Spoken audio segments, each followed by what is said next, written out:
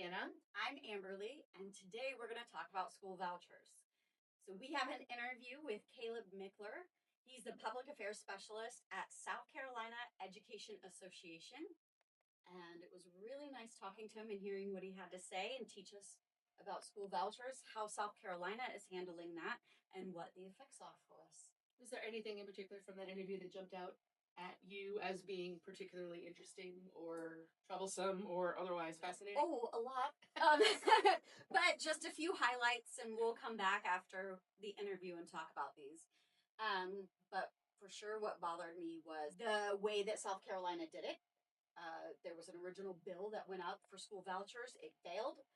And so they created another bill with a little bit of a workaround and kind of finagled the language. And that, yeah, that just doesn't feel right because, we as citizens didn't even get to vote on either. They didn't put it to the people. And then I knew some things about school vouchers. I wasn't very informed, but learning how what it says it's supposed to do is actually the opposite versus what the reality Yes. is of its actual function. Well, thank you to our guest for talking to us. And here is Caleb. Hello, everyone. My name is Caleb Mickler. I'm here on behalf of the South Carolina Education Association and with the SCEA, as we're called, shorthanded. I do the public affairs for the association, which frankly is anything tied to government relations, communications from the association. I try and coordinate that and do that with our members and educators across the great state of South Carolina. So, what exactly is a school voucher, and what is the South Carolina Education Association's role in the debate? Certainly. School vouchers are public dollars, which is AKA our taxpayer money. That's primarily intended for public education that's now being used to pay and subsidize for tuition in a private or religious school setting. Okay. And so what does the South Carolina Education Association, what role do you play in the debate on the voucher issue? Definitely. The SCA's role, given we've been fiercely fighting and advocating for public education since 1881, is that vouchers, take away already scarce funding within some of our public schools here in our state, where 90% of South Carolina's children attend, which is very neat. I don't think a lot of people know that, or fully understand that our state is heavily public education, and its supports of that 90%, 95% of students with disabilities, be it autism, ADHD, get those services, those necessary services within a public school setting that frankly, some of those private schools just do not offer or they refuse to. So that's where the SCA, we try and raise awareness and address some of the inconsistencies. So I didn't realize that private schools here do not have to have those services for Correct. students. Okay. Yeah. Okay, so can you walk us through the recent history? So South Carolina passed the Education Scholarship Trust Fund Act in 2023. The Supreme Court struck it down in 2024, and the legislature passed S.62 in 2025 to do essentially the same thing again. Right. So how did we get here? Yes. All right. So I will try and condense this and make it kind of simple in the best of my capability. So definitely bear with me. I will. Yeah. So for the last few years now, our South Carolina General Assembly has tried to usurp what's clearly outlined within our state constitution, indicating that public dollars should be used within, public educational capacities, not for private interests, like that within a said private or religious school setting.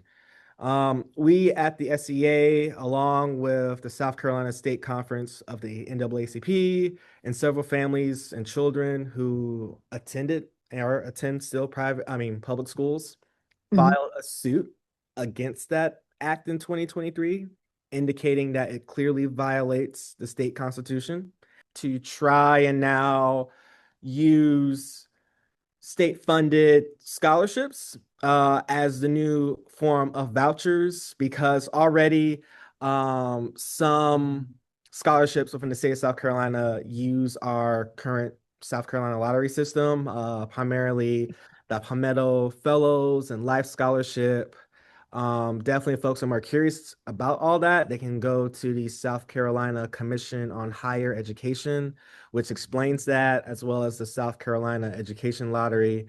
But anywho, now this current form of vouchers that was comprised within Senate Bill S62, Senate Bill 62, which is formerly Yeah. known as the Educational Scholarship Trust Fund, um, is using, because it's the lottery, it's still public dollars, but they're arguing that it's frankly quasi-private in the sense that those from the public here in the state of South Carolina deliberately are participating in the lottery by using their private dollars. Does that make sense? It's kind of confusing, but A little bit. they're saying essentially dollars from the lottery system, from the South Carolina lottery system, are quote unquote private and not public, even though that system is within the dollars still go to within one of our state entities. Again, the South Carolina Education Commission, South Carolina Education Lottery, and respective commission, as well as the state treasurer, all public state agencies kind of oversee those dollars that come from the lottery system. But they're saying essentially those funds are private in the sense that South Carolinians opt in to the lottery. So they were like, that we're good. And anyway, now, with the current form of this bill, eligible families, which frankly is universally all of South Carolinians. It says like up to 300% of the federal income poverty line are eligible to get these dollars, get up to $7,500 per child. So that could be one, four. If someone has 8 kids, whatever, they can each child can get, 7,500. With the $7,500 per child, they could be used for frankly whatever type of educational services that parent or legal guardian may deem necessary. So that can maybe be a tutor, a private vendor, of course, using that money to help out at a private school, maybe get some school supplies, laptops. There's not really a limit, and that's why we've seen recently with some articles, especially people within the South Carolina Senate are like, hold up, there's a lot of ineligible people. I believe about over 1,100 families, so over 1,100 students have been misusing the funds, or who are in 1,100 individuals who shouldn't be in the program are in it. And they were like, hey, State Department of Education, what's up with this? They're optimistic that if it may get contested or what have you, that the members of the South Carolina Supreme Court would support what this current bill looks like. So Wow. yeah. So not to be right.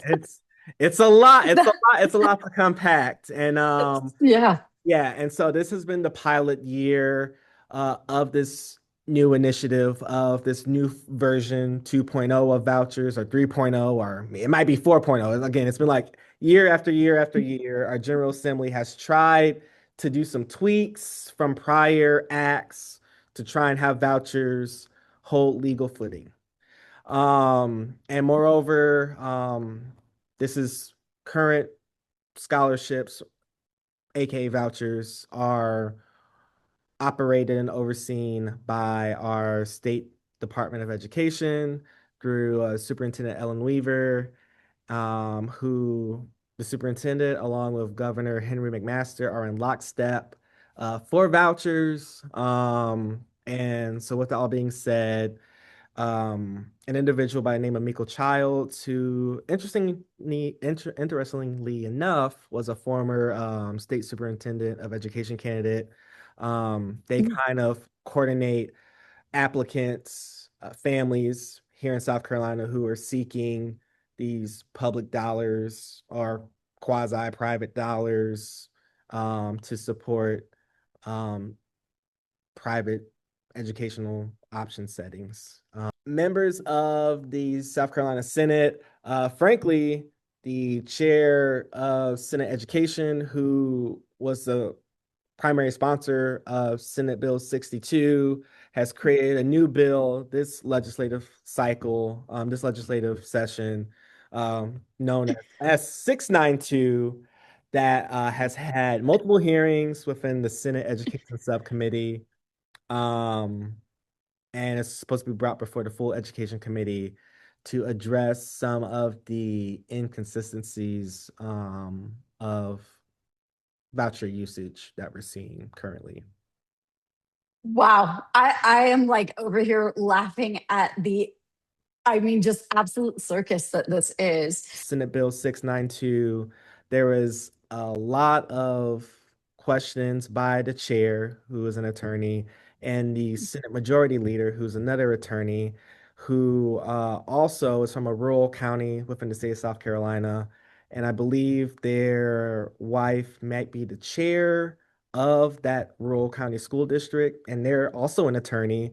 So a lot of questions that he clearly was asking the superintendent was about how this impacts rural communities. Or it's like essentially there's a lack of trust and bad actors and bad faith, but it's like you indicated, the law in Senate Bill 62, creates a lot of grayness. And they were like, the superintendent and the State Department of Education was like, we were just following what we read from the text.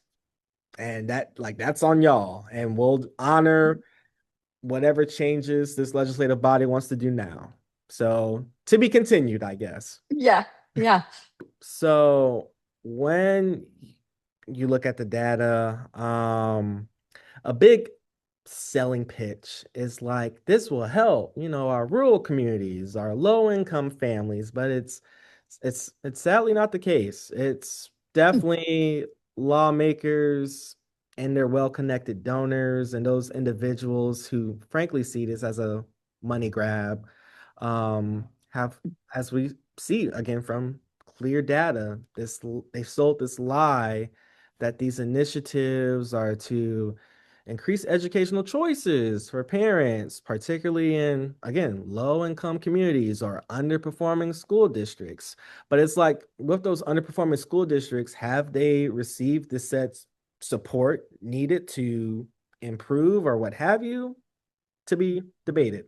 But again, time and time again, these voucher programs disproportionately benefit those affluent families who already have their children enrolled in private schools, and they're like, oh, sweet, we get $7,500 to help out with our school tuition. Because frankly, I don't know many private schools that the tuition meets just that $7,500. It's significantly more. So already majority of, it seems like, the people who are informed or are using this are already at kind of decent means that they could get by without this, but they're going to use it because it's there. So might as well, right?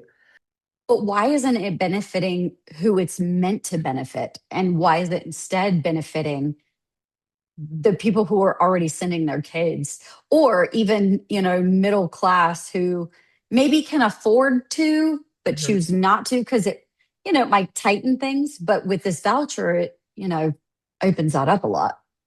Yeah, definitely. I would say for sure, one component is they've expanded like who quote unquote qualifies. So this first year, it's open to, again, those who are at 300% of the who meet 300% of federal poverty level guidelines. Year two, they're expanding it to 500%, which is for the state of South Carolina for a family of four. If it's roughly about like $200,000. Holy moly. I Right. mean, Yeah. So it's that's like, insane. right. And it's like they kind of have the portal or the lottery system kind of like, not to make a pun, but so with all these applicants, because they're trying to cap it, I think to about 10,000 for now and maybe expand it. So it's like, I don't know what that process frankly looks like of who makes precedent, who qualifies, who's on the wait list. It's clear that over 1,100 people weren't even supposed to receive these dollars, these voucher dollars. Um, so it's like, are y'all going to take them and not put people on the wait list? Are they going to return those dollars that they use for stuff? And they said, nope, it's what's done is done. If they spent it, if they spent it, they spent it, which is shocking, right? Yeah, yeah. So I would definitely recommend people to look at that last Senate Education subcommittee on Senate Bill 692. So actually, let's talk about the racial dimension. So Mhm. in 2024, voucher recipients were about 70% of students of color. But in Mhm. 2025, that oh my gosh, I can't talk. Yeah. Eligibility changed. Mhm. 70% were white. I mean, in 1 year, that's Yeah, huge. So staggering. what happened? Yeah, the reason I'm sighing is it's a very loaded question. So I guess what I'll try to say is currently within South Carolina private schools, roughly 80% or so are white Caucasian individuals, while comparing that to about under 50% and within a public school setting. So um with that all being said, again, when you have courageous conversations, it's a fact that within here in South Carolina and a lot of southern states, private school vouchers have been used or do have a racial and discriminatory history to it. And South Carolina definitely is one. You can just one can just look up 1 to 2 minutes on whatever search engine of their choice and can see that, especially the uptick of private schools that were created here in the state and in other southern states once Brown versus the Board of Education, that historic decision was made, which, fun fact, the first of the five cases on that historic ruling, which challenged the somewhat long held belief of racial segregation within public education, took place in South Carolina, in Midlands area in Clarendon County. That was known as Briggs versus Elliott, in Manning, South Carolina. And I like to talk about that for the South Carolina Education Association, its predecessor, which was known as the Palmetto Education Association. Educators and families from that association, from that professional association of Black and Brown educators in South Carolina, were the ones who brought that suit and which got the ball rolling, frankly, to contest what was the norm. So again, that's why I love talking about having these conversations, just telling folks about the South Carolina Education Association, of how we are true to this and not new to this when it comes to championing what's right and equitable and just within public school for all of South Carolina's children. Uh, Yeah. Yeah, and South Carolina is not alone in the southern states when Correct. desegregation happened, that a large majority of white people sent their kids to private schools. While prepping for this conversation, I would want to tell anyone who's listening, watching, what have you, to learn more about this conversation. There's an amicus brief filed in the United States Court of Appeals, the Fourth Circuit, and it's called Bishop of Charleston versus Adams, and that just goes into more depth of how southern states use voucher programs to fund what they call segregation academies. in defiance of Brown versus Board of Education. But in that brief, it just shows how the private schools today in South Carolina are disproportionately catering more so towards white students. And we see that in data and white families. And that gap is just widening, which again, the pitch was we're going to do this for uh, those who are in urban communities and those urban schools and for even Black students and all that. But we see that's sadly not the case. That it's clear that these voucher funds that are just siphoning off public dollars are going to more upper class, affluent families who are just seeking handouts to keep their kids within said private school. Now, I'm not familiar, so maybe you can answer this. For South Carolina, are there the same requirements for private schools that they put on public schools as far as education requirements, standardized testing scores? What have you? Because I'm not familiar, unfortunately, Yeah. with what they do actually put on a public school. But is it the same for a private school? Yeah, not exactly. And that's just what is very destructive in this system. It's how it attacks the public schools and strips away public dollars to subsidize those private schools. Again, what your state's constitution says is a no. But what I'm trying to get at is frankly, majority of those private schools seeking these public dollars, these public tax dollars, they aren't held to the same standards, be it when it comes to curriculum, be it when it comes to financial accountability, be it when it comes to, as I indicated earlier, for potential special education support services for students who receive those within South Carolina public schools, regardless of one's socioeconomic income and background or status. Do charter schools have to provide services to students who may need them, or are they kind of wrapped up in that private school aspect where they don't actually have to? Yeah, they're wrapped up like private schools in the sense, for examples, a lot of charter schools, they don't have buses. So it's like if you want to go there, you got to figure it out. If that's Uber, Lyft, if that's trying to see if grandma, grandpa, cousin Sue can drive you one day or 2 days or what have you, because if your parent is occupied or having to get ready for work themselves around the same time, make it work. You want this, right?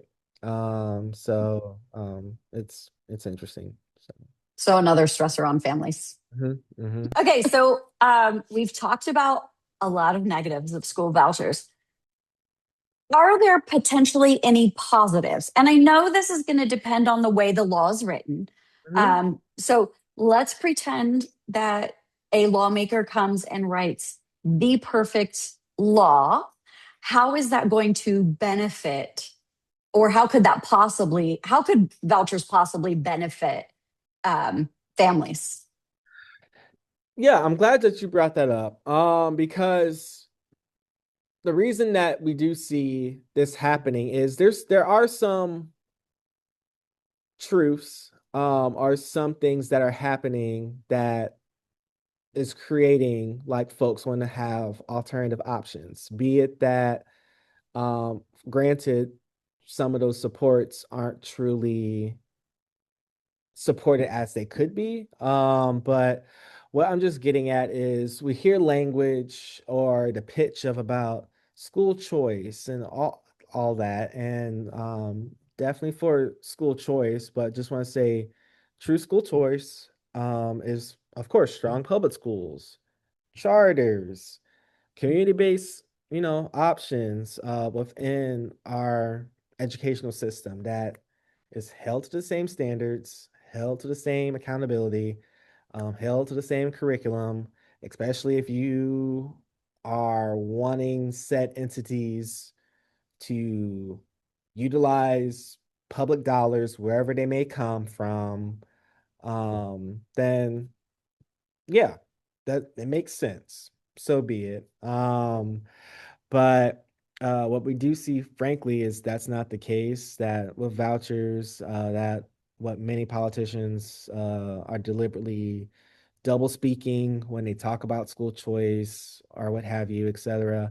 It's to, confuse people about the troubling true intent sometimes that we're seeing with folks trying to get these public funds. Yeah, it's not really a choice if my public school is failing.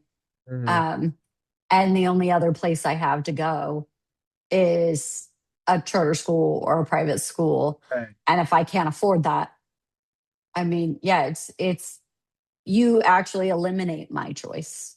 Right. And then it's like, yes, okay, you're having this trust fund for me to seek money to support, but it's like, oh, wait, this alternative option, this private school option, I'm still going to have to figure out how to compensate $4,500. Where am I going to scrounge that up? Where am I going to get that? And transportation And transportation. and lunch because Yeah, there's not that that's a service whole other either thing I've been for forgetting. Yeah, because sometimes they don't okay. even have like, the same capacity, like independent, like yeah, provide your own meals too. Yeah.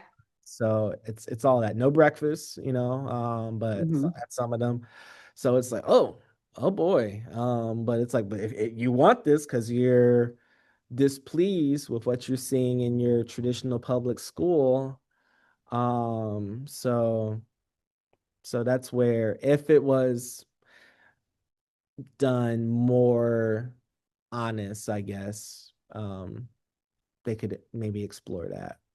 Okay, so let's talk about what our listeners can do. How can we get involved?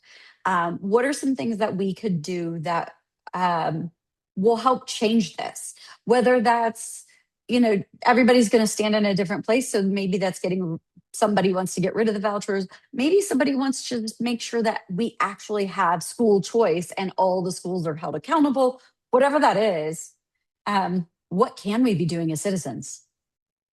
Yeah, for sure. I'm glad that you brought that up. I would say definitely what folks who want to get involved or raise more awareness is definitely look up, like, of course, the South Carolina Education Association and other public education stakeholders, if you have an interest with that, or just even, associations tied to homeschool, charter schools, even some private school associations. I would say for folks, if you have concerns or questions, I mean, Frank, it's just really within the public school setting, you can attend your school board meetings and address like, hey, I'm just here as a concerned taxpayer.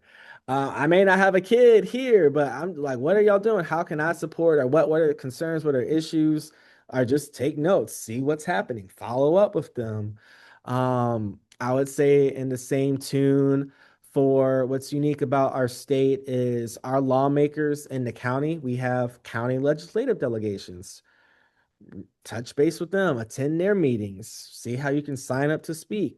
In our society, like, we just need to do better and not being in said silos, or we need for as we as the people to have our government work for us. And it's not, we're not seeing that. The South Carolina Department of Education, they have a state board of education.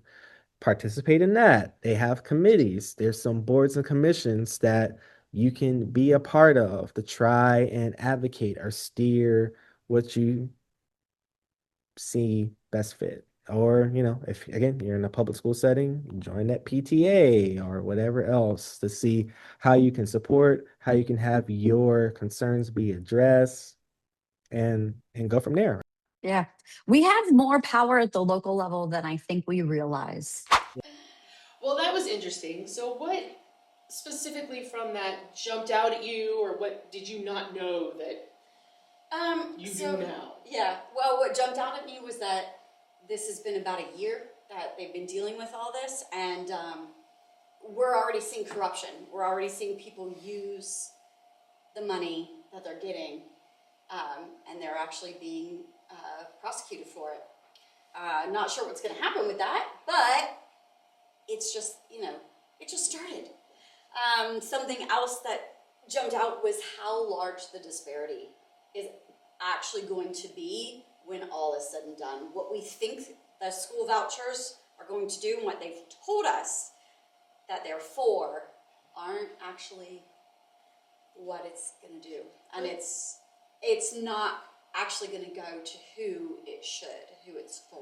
Right, and that's part of the problem, is that it's not actually solving the issue that they're aiming to solve. This unfortunately isn't solving it in the way that they were hoping. Yeah. It speaks to the issue of equality versus equity. Yeah. So, for example, you and I are different heights, and we're both trying to reach an apple at the top of a tree.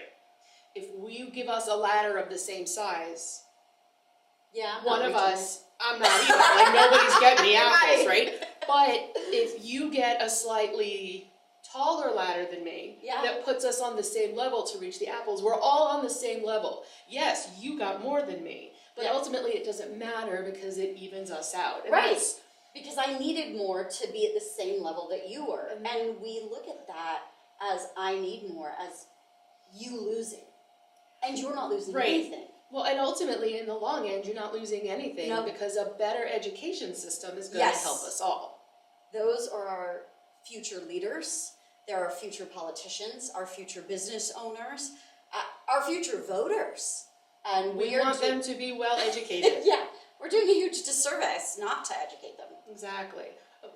So there's a multitude of problems. Yeah, there are, unfortunately. With it, and the question always goes to, how do we fix it? And and like with most things, it happens on a legislative level. It does. So again, it comes back to vote. Well, thank you so much to our guest for spending time with us. Yes. And educating us on this issue. Yep. And if you guys want to learn more, the South Carolina Education Association is a great tool to use. So go check them out. It is the resource. It is. Very good. Yeah. Well, thank you for joining us today on Stand Up Upstate. If you like what you saw, like, share, comment, and then be sure to follow us for future episodes. Yeah.